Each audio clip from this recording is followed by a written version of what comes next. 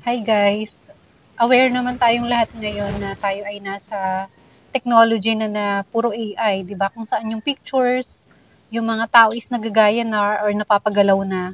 So, meaning talagang nasa artificial intelligence ano na tayo, technology na. So, hindi ko 'to isine-share 'tong video na 'to para mag-exaggerate or para mag-trying hard na i-connect siya sa Bible. Gusto ko lang i-share yung panahon na nagkaroon ako ng psychosis, yung nawala ako sa sarili ko. For almost 3 weeks yun kasi hindi ako natutulog, hindi ako kumakain. Dahil yun dun sa siguro side effects nung procedure, nung operation ko and yung sobrang dami ng anesthesia. And nag-undergo pa ako ng general anesthesia.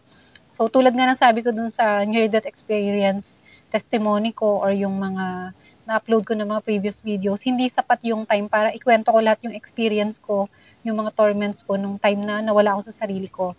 And in relation dito sa AI, alam nyo ba, may instance sa akin, may nangyari sa akin noon na nandun ako sa kwarto, tapos doon nga, di ba, ang dami ng voices, yung mga evil spirits, ang dami na nilang sinasaksak sa utak ko na lies, until meron silang sinabi na parang dinala nila ako sa eksena na parang merong glitch. Sabi ko, tas narinig ko yung kapatid ko rin na IT, kasi ako IT din ako eh.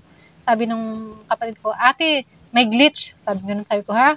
Tas may nagkasalitang voice, sabi, eto yung AI, eto yung present world. So, parang may pinapakita sa akin na eksena sa AI na hindi ko ma-explain. Tapos yung present world is parang may kakaibang nangyayari kung saan parang ang eksena ay pinagtatawanan ako ng isang kapatid, tapos parang naging asawa niya yung asawa ko, parang ganun. So parang sabi ko, ba't ganito? So hindi ko matanggap, parang sabi ko, bakit ganito? Hindi to normal. Tapos hanggang sa, yung AI na naman, punta na naman ako doon, punta ako doon. Sabi ko, saan ba ako pupunta? Parang gustong pumunta sa advance para ma-manipulate ko yung mangyayari na para ma-avoid yung mga ganong instance. Tapos parang doon sa AI kasi, parang patay na daw ako or something. So parang ang eksena ko nun, syempre wala nga sa sarili and yung mga normal na tao, yung mga pamilya ko, hindi nila alam kung ano yung nangyayari sa akin.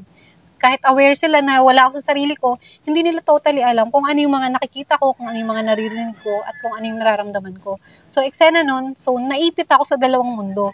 Kaya ginagawa ko nun, lalabas ako sa kwarto, pupunta daw ako sa AI. Tapos pagpapasok ako sa kwarto, pupunta ako sa present world. So parang chini-chase ko lagi yung present world. Parang ganun na, patakbo-takbo akong ganyan.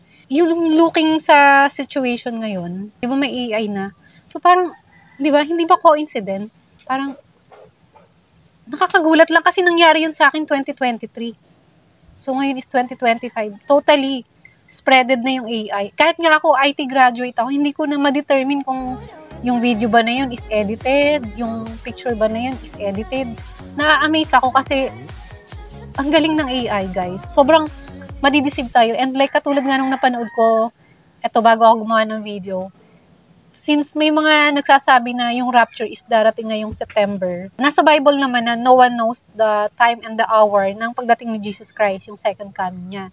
And nasabi din sa Bible, sa Book of Matthew, na sa end times or sa muling pagbabalik ng Panginoon, ang unang mangyayari is didilim muna ang araw, hindi na rin magliliwanag ang buwan. And then, maglalaglagan ang mga bituin, pero papaikliin yun ng Panginoon para sa mga pinili niya, sa mga anak niya, sa church niya. So, ang mangyayari after that, uutusan ng Panginoon ang mga anghel, ang 4 na anghel sa apat na sulok ng mundo, na tipunin yung mga anak ng Diyos, yung mga follower of Christ, para ma-caught up, para bago tuluyang pahirapan ng daigdig or bago tuluyang husgahan ang sangkatauhan, is makaligtas na yung church, yung mga follower ni Jesus Christ. So, mararapture sa heaven. Makikita yun ng lahat. Maraming makakita, tutunog yung trompeta.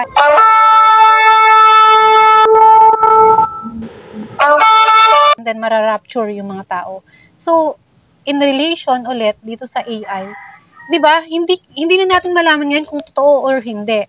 So, napaka-seasonal kasi if nangyari yun, kunwari, September, eto ha, hindi ko to sinusure or hindi ako nang paprophesy, pero kapag kasi follower ka ni Jesus Christ, if you are belong sa church ni Jesus Christ, you will, witness yung rapture, prepared ka. Hindi yung unprepared. Kasi, yung mga unprepared, sila yung parang, ang dating sa kanilang Panginoong Jesus is parang magnanakaw. Kasi, they are not prepared.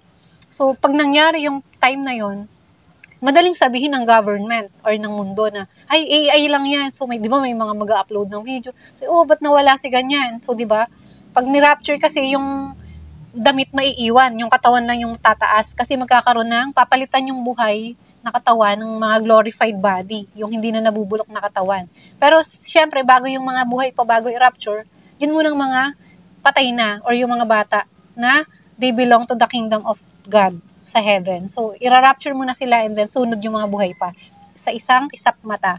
So, yun, makikita ng lahat, i-video, di ba? Halimbawa, syempre sa panahon natin, puro video na. So, ang dali na ngayong malusutan ng government and ng mga antichrist na, ay, AI lang yan. So, di ba? Makes sense.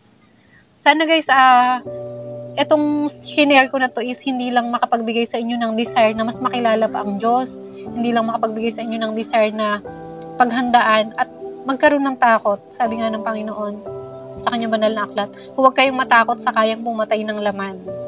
Matakot kayo sa kayang magtapon ng inyong kaluluwa sa impyerno. So, kilalanin po natin ang Diyos. Sana itong narinig niyo na to, magkaroon kayo ng desire na kilalanin ang Diyos through His Word. Guys, read the Bible. And sabi nga po sa banal na aklat na ang faith po ng tao ay nagmumula sa paulit-ulit na pakikinig ng salita ng Diyos. So you cannot say na you have a real faith, a true faith, kung hindi ka nagbabasa ng Bible or kung nasa unbelief ka, nasa maling paniniwala ka, guys. I really advise, I strongly suggest na magbasa kayo ng Bible before it's too late. Kahit subukan nyo magbasa sa New Testament, sa Book of John, pwede rin siguro sa Revelation na pumunta kayo. Mas maganda kung umpisan mo sa Genesis or sa Exodus, guys. Ang Holy Bible po is binubuo ng 66 books from Genesis to Revelation. Sana guys, magising na kayo. Repent, accept Jesus Christ as your Lord and Savior. Magbagong buhay na tanggapin ang Panginoong Jesus bilang inyong Diyos or Panginoon at inyong tagapagligtas. Kasi siya lang ang daan, siya lang ang buhay at siya ang katotohanan. Hindi makakapunta ang kahit sino sa langit kung hindi sa pamamagitan niya. Alam niyo ba ang ibig sabihin ng Panginoon? Hindi na kayo ang Panginoon sa buhay niyo. Ang Diyos na ang masusunod sa buhay niyo. Susundin niyo na ang kanyang mga utos, ang salita niya. Sabi nga din ng Panginoon sa banal na aklat na, kung mahal niyo ako, susundin niyo ang aking mga utos. And ang mga tao na naniniwala sa Panginoon ay maliligtas. Ibig sabihin ng hindi ka lang naniniwala, o-obey ka. Kasi sabi din ng Panginoon, pero ang mga nananatiling disobedient or mga suwain, sila ay mapaparusahan. Read Book of Revelation at least, guys. Yun lang, mapagpalang araw po.